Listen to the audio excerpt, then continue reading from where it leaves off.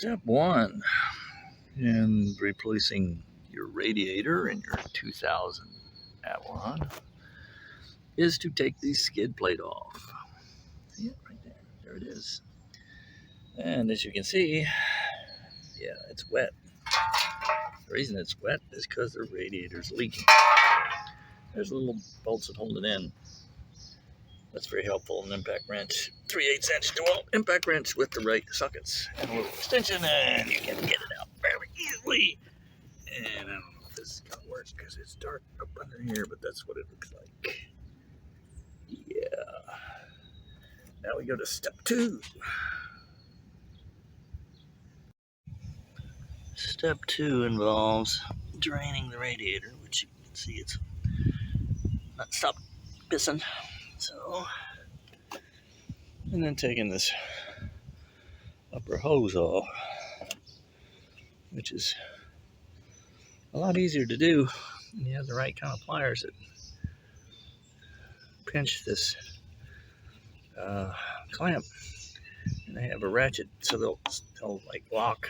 You can just move it right off, and then you see, and you just take this off. That's step two. Addendum to step two. Got to undo these electrical connectors. There's 3 of them. That one, that one, that one. Well, yes, there's 4 of them. 1, 2, 3, 4. Oh no. Okay, there's 3 of them. 1, 2, 3.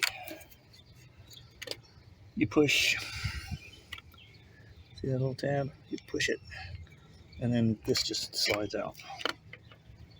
It's been on there for 22 years, so it's a little tight, but you can get it out with your fingers. If not, get a little tool or something, push down with it real hard. It'll come out. There it is without the radiator hose on it. And here's why you want to replace your radiator hoses on a 22-year-old car. You have to replace the radiator, because this is all dry rotted, see? This is literally welded to that, bolted to it. Yeah, it needs to be replaced. So it will be. All right. Step 3 involves transmission line here, which went right there, and the other transmission line, which went right there in the radiator, and the lower radiator hose, which is right there. None of them were particularly difficult, but they'd been on there a long time, so you had to use this little pick, kind of get in there under the hose like this, kind of just work it around, and then take your small channel lock pliers, kind of work it back and forth, up and down, and then it'll like wiggle off. Now I can take this out. Let me just make sure shut this thing, because when you pull the radiator out, it's going to want to splash everywhere if there's anything left in it. So be sure to take that right there and close it. There we go. Step 3. Step 4. First of all, I forgot to show you this. This is a relay box. It's just attached to the radiator up at the top, so you have to take that screw off. And it unclips and just move it aside. The next thing to do is radiator's held on by that bracket. Take that bolt off, and this just comes up. And at that point, the radiator should just lift out. We'll see if that actually happens. What is it now? Step 5. We'll see that. There's the old radiator. I have to take its fan off. That's what it looks like. Yeah, you can see it is spanked.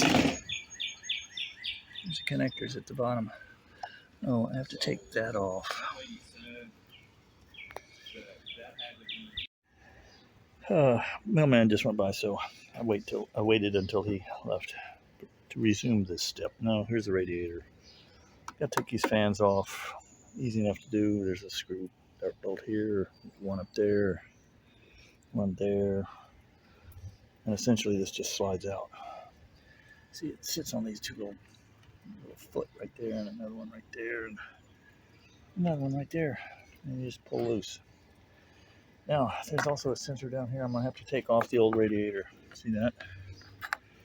That screw is a sensor, and it goes in the radiator to, I guess it's a temperature sensor, I suppose. I'm going to have to take that off and put it on the new radiator. This connector just, comes off. You push this and pull it out. Another thing you need to know is this little foot. Yeah, I've already taken this one off. It goes right there. There's one on the other side, right there. Okay, you want to save these, you got to keep them. Pull them off the old radiator. And you bring them over here. And they sit right in these little holes. There's one hole. And there's the other. So you just put the feet in there, or you put it on a new radiator. And you just slide it in and set it down on that. You can see this one's wet because it's been leaking. So once you do that, the old radiator's out. Just gotta put the new one in. Here's the two fans. Got them leaning up against this little wall. I put them oriented where they should be when the radiator's in front of them, so I won't mix them up. I don't think it's possible to mix them up, but if there's a way, I can probably find it. Notice all the crud all over these fans. I'll have to clean those up some. And yeah, this is what a bad radiator looks like. Yep, I'd say it was leaking. How about you? Next, get a wrench, take that off, and then we'll get to the next step, which of course will be putting it all back together. New radiator, still in the box. There it is.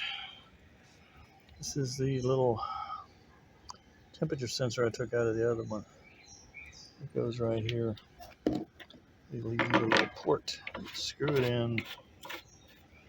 I'll take a wrench and tighten it up, and that'll be done. Let's see. So, almost near the end. The radiator's in. All the things are plugged back in. Two hoses are on and in. Next step is to put radiator fluid in here.